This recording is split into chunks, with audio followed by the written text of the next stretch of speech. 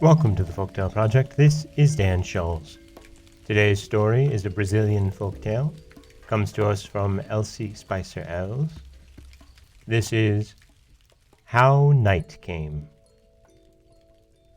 Years and years ago, at the very beginning of time when the world had just been made, there was no night.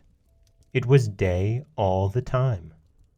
No one had ever heard of sunrise or sunset, starlight or moonbeams. There were no night birds, nor night beasts, nor night flowers. There were no lengthening shadows, nor soft night air heavy with perfume. In those days, the daughter of the Great Sea Serpent, who dwelt in the depths of the sea, married one of the sons of the great earth race, known as man. She left her home among the shades of the deep seas and came to dwell with her husband in the land of daylight. Her eyes grew weary of the bright sunlight, and her beauty faded. Her husband watched her with sad eyes, but he did not know what to do to help her. "Oh, if night would only come," she moaned as she tossed about wearily on her couch. "Here it is always day, but in my father's kingdom there are many shadows. Oh, for a little darkness of night." Her husband listened to her moanings. "What is night?" he asked her. "Tell me about it, and perhaps I can get a little of it for you." "Night," said the daughter of the Great Sea Serpent, "is the name we give to the heavy shadows which darken my father's kingdom in the depths of the sea. I love the sunlight of your earthland, but I grow very weary of it. If we could have only a little patch of the darkness of my father's kingdom to rest our eyes part of the time." Her husband at once called his 3 most faithful slaves. "I'm about to send you on a journey," he told them. "You are to go to the kingdom of the Great Sea Serpent, who dwells in the depths of the sea, and ask him to give you some of the darkness of night, so that his daughter may not die here amid the sunlight of our earthland." The 3 slaves set forth for the kingdom of the Great Sea Serpent. After a long, dangerous journey, they arrived at his home in the depths of the seas, and asked him to give them some of the shadows of night to carry back to the earthland. The Great Sea Serpent gave them a big bag full at once.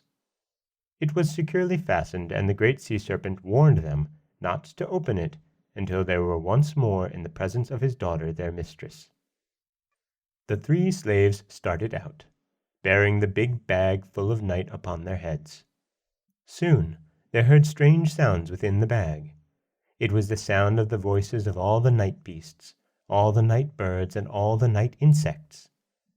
If you have ever heard the night chorus from one of the jungles of the banks of the rivers, you will know how it sounded. The 3 slaves had never heard sounds like those in all their lives, and they were terribly frightened.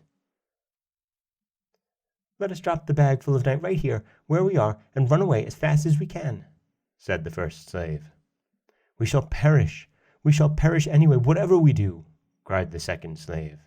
"Whether we perish or not, I am going to open the bag and see what makes all those terrible sounds," said the third slave. Accordingly, they laid the bag on the ground and opened it. Out rushed all the night beasts and all the night birds and all the night insects, and out rushed the great black cloud of night.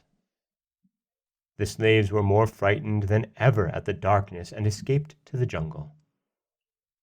The daughter of the Great Sea Serpent was waiting anxiously for the return of the slaves with the bag full of night. Ever since they had started out on their journey, she had looked for their return, shading her eyes with her hand and gazing away off at the horizon, hoping with all her heart that they would hasten to bring the night. In that position she was standing under a royal palm tree, when the 3 slaves opened the bag and let night escape.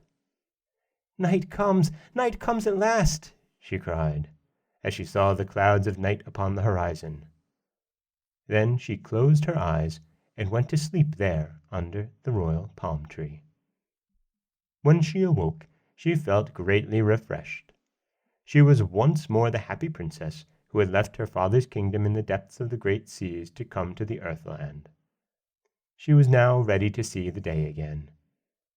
She looked up at the bright star shining above the royal palm tree and said, "O bright, beautiful star, henceforth you shall be called the morning star, and you shall herald the approach of day. You shall reign queen of the sky at this hour." Then she called all the birds about her and said to them, "O wonderful, sweet-singing birds, henceforth I command you to sing your sweetest songs at this hour to herald the approach of day." The cock was standing by her side. "You," she said to him, "shall be appointed the watchman of the night. Your voice shall mark the watches of the night and shall warn the others that the Madrugada comes." To this very day in Brazil, we call the early morning Madrugada. The cock announces its approach to the waiting birds. The birds sing their sweetest songs at that hour, and the morning star reigns in the sky as the queen of the Madrugada. When it was daylight again, the three slaves crept home through the forests and jungles with their empty bag.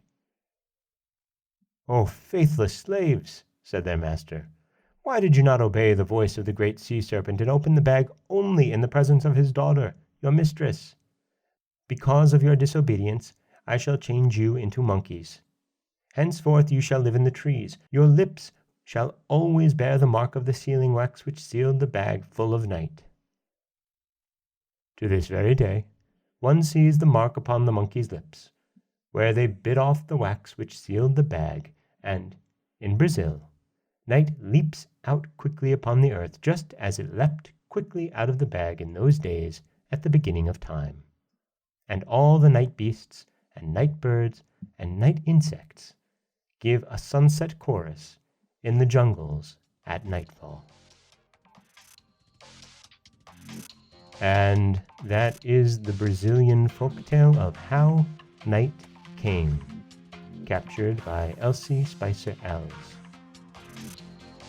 I love these stories where they talk about the origins of things and how they came to be. And this one in particular is just a nice, light story of the coming of night. This is Dan Scholes for the Folktale Project. Don't forget that you can subscribe to the podcast on Apple Podcasts, Stitcher, Google Play, Overcast, anywhere that you like to get your podcasts. You can find us on Auto Radio and TuneIn Radio and iHeartRadio. And you can always head over to folktaleproject.com, where you'll find a new story waiting for you every weekday morning. Thanks for listening.